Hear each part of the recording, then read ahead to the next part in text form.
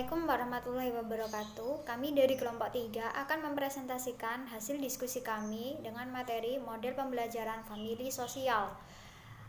Anggota kami yang beranggotakan Dimas Ubaidillah Kholmaini, Dia Dwi Fitriani, Diki Aji Firmansyah, dan ada saya Eka Safitri Anggraini, Elsa Robi Benada, Eva Resti Mawarni, Fergit Ridwan Wahyudi.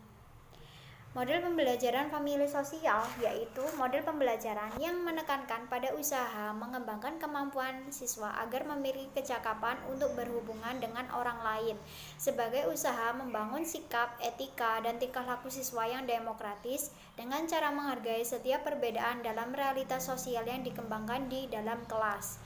Langkah dalam model pembelajaran sosial ini terdiri dari 6. Yang pertama, guru mengemukakan masalah sosial kepada peserta didik.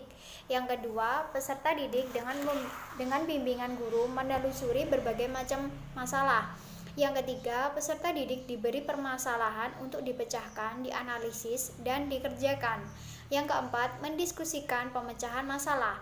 Yang kelima, peserta didik membuat kesimpulan dari hasil diskusinya. Yang keenam, penguatan atau membahas kembali hasil-hasil kegiatan tersebut. Model pembelajaran famili sosial terdiri dari 6 model. Yang pertama, model pembelajaran investigasi kelompok. Yang kedua, model pembelajaran inquiry sosial. Yang ketiga, model pembelajaran latihan laboratoris. Yang keempat, model pembelajaran penelitian jurisprudensi. Yang kelima, model pembelajaran bermain peran. Dan yang terakhir, model pembelajaran simulasi sosial. Perkenalkan, saya Dia Dwi Fitriani. Di sini saya akan menjelaskan model pembelajaran famili sosial. Yang pertama ada model pembelajaran investigasi kelompok. Model pembelajaran investigasi kelompok merupakan model pembelajaran kooperatif yang melibatkan siswa secara maksimal dalam kegiatan pembelajaran, mulai dari merencanakan topik-topik yang akan dipelajari, bagaimana melaksanakan investigasinya, hingga melakukan presentasi kelompok dan evaluasi. Langkah-langkah model pembelajaran investigasi kelompok. Tahap pertama yaitu mengidentifikasi topik serta mengatur ke dalam kelompok berdiskusi. Pada tahap ini, guru menjelaskan tujuan pembelajaran, menampilkan gambaran yang berhubungan dengan topik teks eksplanasi. Peserta didik mengidentifikasi topik dan berkelompok sesuai dengan topik yang dipilih. Tahap kedua yaitu merencanakan tugas yang akan dipilih. Pada tahap ini, guru membantu peserta didik untuk merencanakan tugas yang akan dipelajari, yaitu memandu mempelajari topik-topik yang sudah dipilih oleh peserta didik. Tahap ketiga yaitu melaksanakan investigasi. Pada tahap ini, guru menampilkan masing-masing topik terkait dengan teks eksplanasi, kemudian peserta didik melaksanakan investigasi secara berkelompok. Tahap keempat yaitu menyiapkan laporan akhir. Pada tahap ini, guru memberikan instruksi kepada peserta didik untuk menyiapkan laporan akhir atau hasil menyusun teks eksplanasi secara berkelompok. Tahap keenam yaitu evaluasi. Pada tahap ini, guru memandu proses evaluasi, yaitu pemberian umpan balik antar kelompok. Implementasi model pembelajaran investigasi kelompok. Pada mata kuliah ekonomi makro, dosen menjelaskan tujuan pembelajaran dan mahasiswa mengidentifikasi topik berkelompok sesuai dengan topik yang dipilih. Kemudian, setelah adanya pembagian kelompok, dosen akan menjelaskan tugas yang akan dikerjakan oleh setiap kelompok. Pada setiap kelompok akan melakukan analisa pada setiap tugas. Setelah selesai analisa, setiap kelompok menyusun laporan akhir yang berbentuk makalah berdasarkan topik yang telah dianalisa.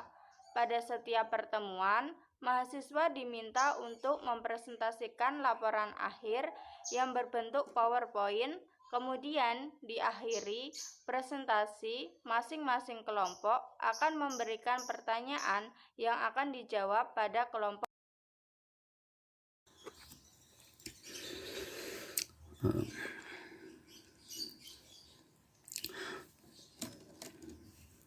Model pembelajaran inquiry sosial.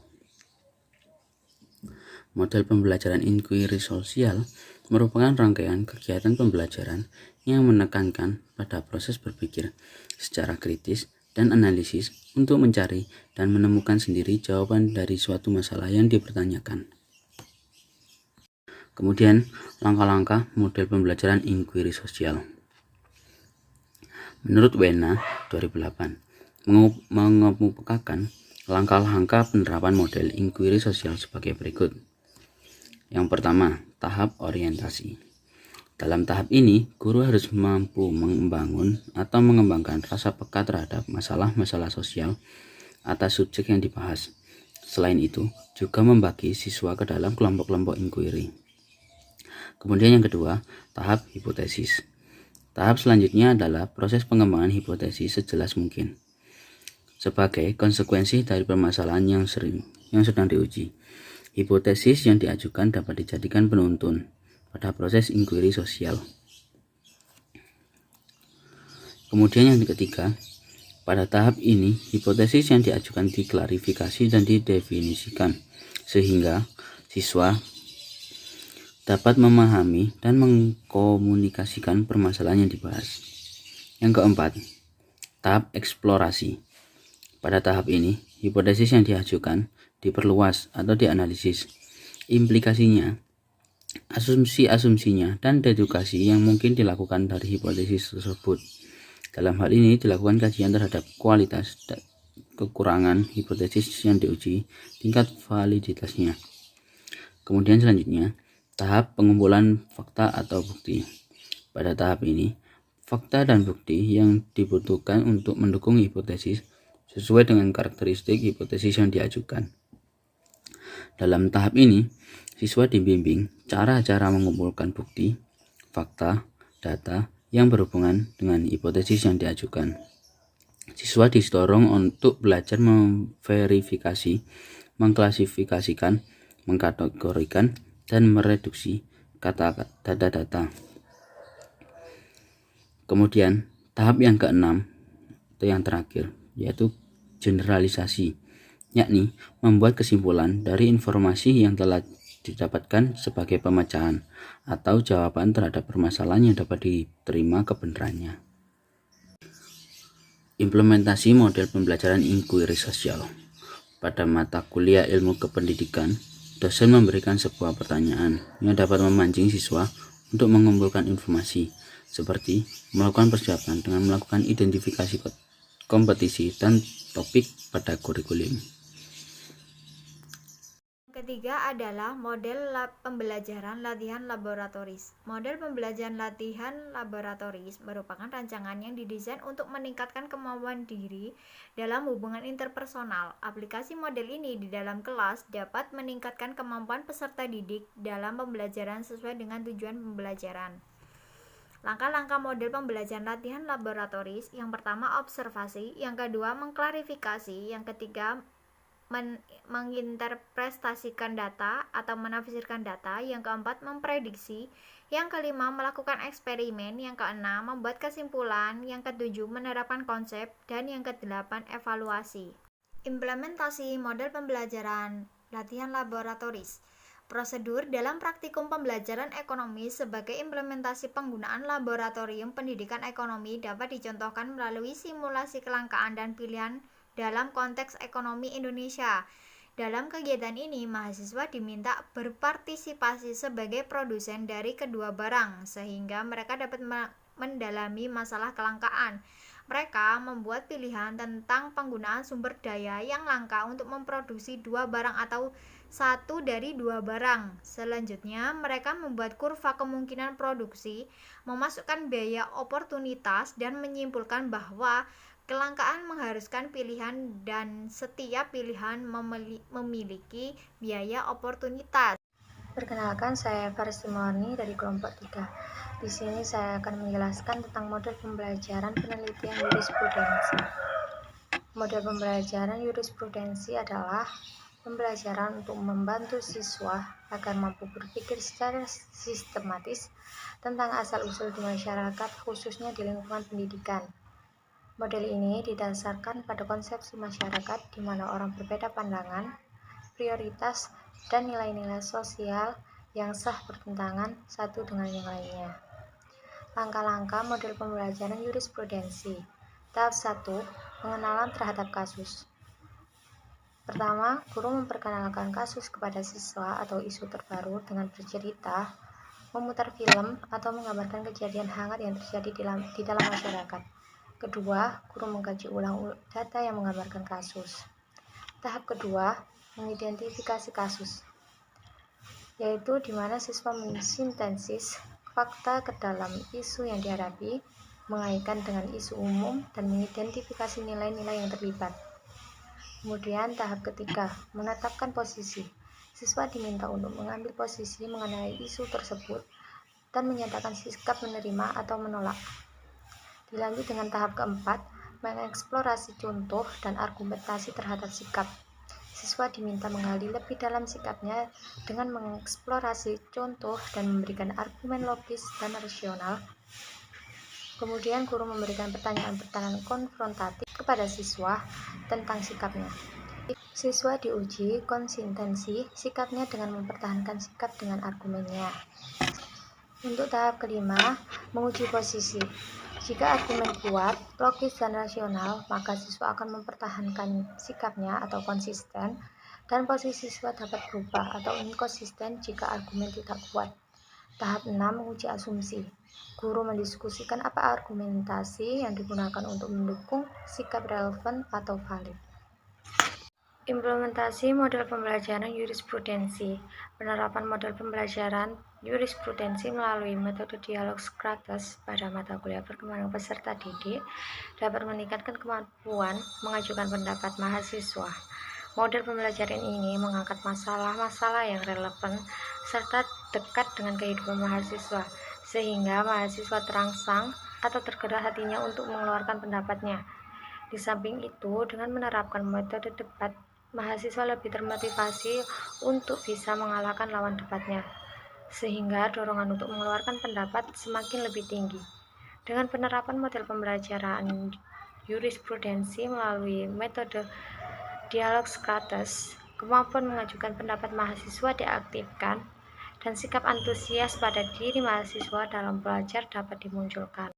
Pengertian bermain peran atau role playing adalah metode pembelajaran yang di dalamnya terdapat perilaku pura-pura atau berakting dari siswa sesuai dengan peran yang telah ditentukan, di mana siswa menirukan situasi dari tokoh-tokoh sedemikian rupa dengan tujuan mendramatisasikan dan mengekspresikan tingkah laku, ungkapan, gerak-gerik seseorang dalam hubungan sosial antar manusia. 1. Menghangatkan suasana dan memotivasi peserta didik. Motivasi merupakan dorongan yang terdapat dalam diri seseorang untuk mengadakan perubahan demi mencapai tujuan tertentu. Tahap ini lebih banyak dimaksudkan untuk memotivasi peserta didik agar tertarik pada masalah, karena itu tahap ini sangat penting dalam bermain peran dan paling menentukan keberhasilan. Memilih peran dalam pembelajaran. Tahap ini peserta didik dan guru mendeskripsikan berbagai watak atau karakter, apa yang mereka suka, bagaimana mereka merasakan, dan apa yang harus mereka kerjakan. Kemudian para peserta didik diberi kesempatan secara sukarela untuk menjadi pemeran. 3. Menyusun tahap-tahap peran. Menyusun tahap-tahap baru. Pada tahap ini, para pemeran menyusunkan garis-garis besar adegan yang akan dimainkan. 4. Menyiapkan pengamat. Menyiapkan pengamat. Sebaiknya pengamat dipersiapkan secara matang dan terlibat dalam cerita yang akan dimainkan agar semua peserta didik turut mengalami dan menghayati peran yang dimainkan dan aktif mendiskusikannya. 5. Peran. Pada tahap ini, para peserta didik mulai beraksi secara spontan sesuai dengan peran masing-masing. Pemeran dapat berhenti apabila para peserta didik telah merasa cukup. 6. Diskusi dan evaluasi. Setelah melakukan peran, langkah berikut adalah analisis. Dari bermain peran tersebut, para pemain diminta untuk mengemukakan perasaan mereka tentang peran yang dimainkan. Demikian pula dengan peserta yang lain. Diskusi ini dimulai dengan melontarkan sebuah pertanyaan pada peserta didik akan segera terpancing untuk diskusi. 7. Membagi pengalaman dan mengambil kesimpulan. Pada tahap ini, peserta didik saling mengemukakan pengalaman hidupnya dalam berhadapan dengan orang tua, guru, teman, dan sebagainya. Semua pengalaman peserta didik dapat diungkapkan atau muncul secara spontan. Simulasi sosial adalah simulasi yang dimaksudkan mengajak peserta melalui suatu pengalaman yang berkaitan dengan persoalan-persoalan sosial. Menurut pengalaman sejumlah guru, metode sosial dalam konteks pembelajaran sosial sangat efektif digunakan jika guru menghendaki agar siswa menemukan makna diri atau jati diri di dalam dunia sosial dan memecahkan dilema dalam bentuk kelompok. Fungsi metode pembelajaran sosial ini adalah untuk menggali perasaan siswa, memperoleh inspirasi dan pemahaman yang berpengaruh terhadap sikap, nilai, dan persepsi, mengembangkan keterampilan dan sikap dalam memecahkan masalah, juga mendalami mata pelajaran dengan berbagai cara. Selain itu, permainan simulasi dapat merangsang berbagai bentuk belajar, seperti belajar tentang persaingan, kerjasama, empati, sistem sosial, konsep, keterampilan, dan kemampuan untuk berpikir kritis. Proses simulasi tergantung pada peran guru. Ada 4 prinsip yang harus dipegang oleh guru. Pertama adalah penjelasan. Peserta harus benar-benar memahami aturan mainnya. Oleh karena itu, kita sebagai guru harus menjelaskan secara mendetail agar pemain dapat mengerti. Yang kedua adalah mengawasi atau reviewing.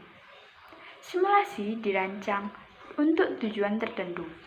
Dengan begitu, kita harus mengawasi agar simulasi dapat berjalan sesuai dengan ketentuan dan tujuan dapat tercapai. Yang ketiga adalah melatih. Dalam simulasi, pemain akan melakukan beberapa kesalahan.